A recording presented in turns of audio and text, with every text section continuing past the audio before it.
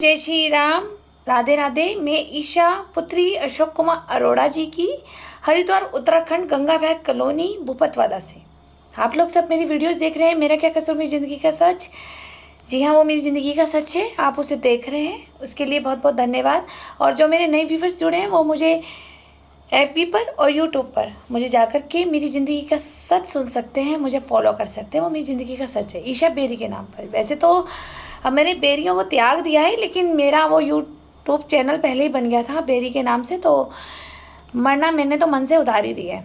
आप सब लोग मेरी वीडियोस देखते आए हैं। आपने अभी वीडियोस देखी होगी मेरी कि मेरे हस्बैंड को पैरालिसिस हो गया था और मुझे किसी भी तरह का berry family, total berry family में से कोई मेरे हस्बैंड को देखने नहीं आया, ना मेरे अरोड़ा फैमिली से आया कोई देखने।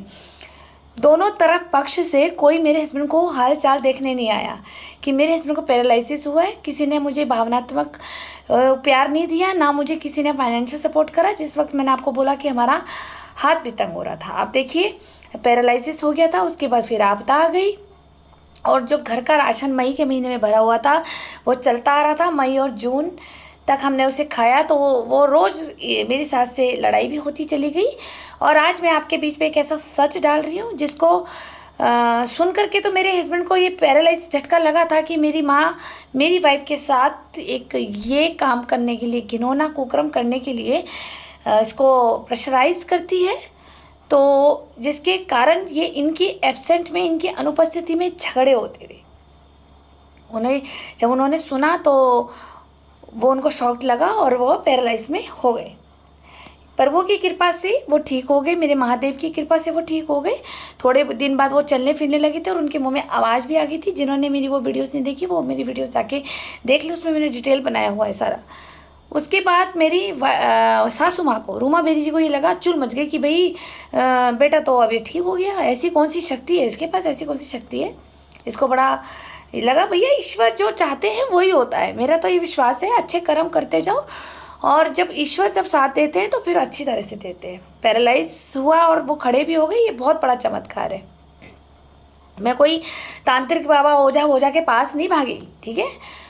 और फिर इन्होंने जब ये पैरालाइज हुआ था, हाँ मैं अपने गुरु जी के पास गई थी कि मेरे हस्बैंड को पैरालाइज हुआ और उन्हीं दौरान एक सच निकल के आया कि मैंने अपने हस्बैंड से कुंडली मांगी कि कहाँ है, तो इन्होंने इशारे में बताई थी कि यहाँ पड़ी है। मैंने उठाया अलमारी से और वो बहुत पुरानी टाइप से बनी हुई थी, बहुत पुराने से बनी हुई थी, गंदी सी।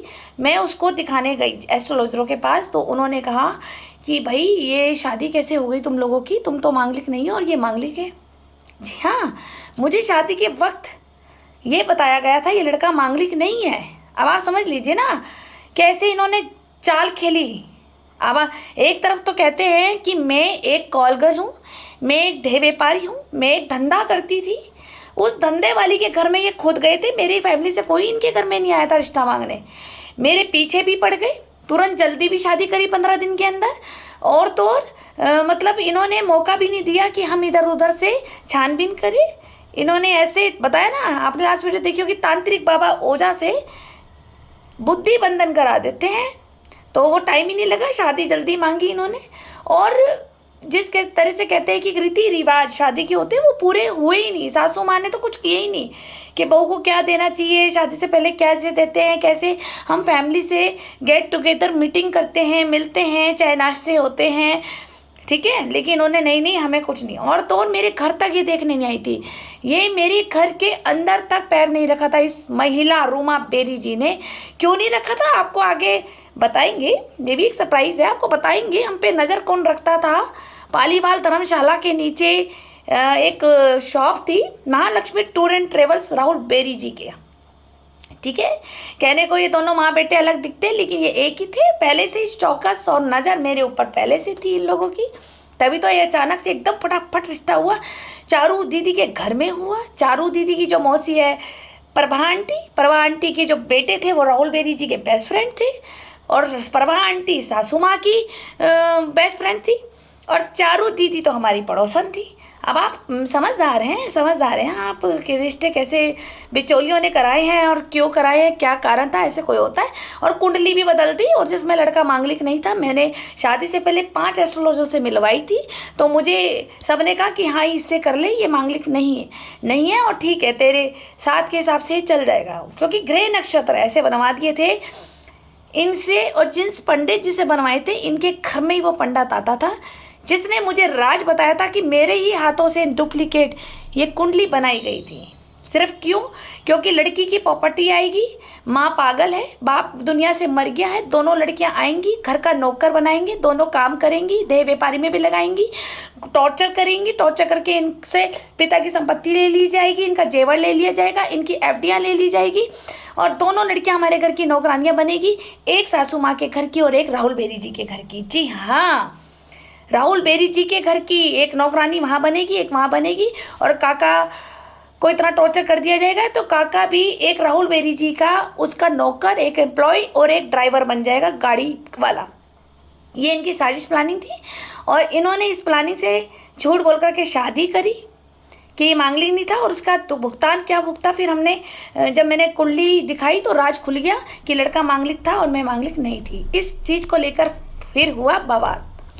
जब मैं घर आई तो मैं तो बोलूँगी ना कि मेरे साथ फ्रॉड किया, क्या पढ़ा है तुम्हारा लड़का।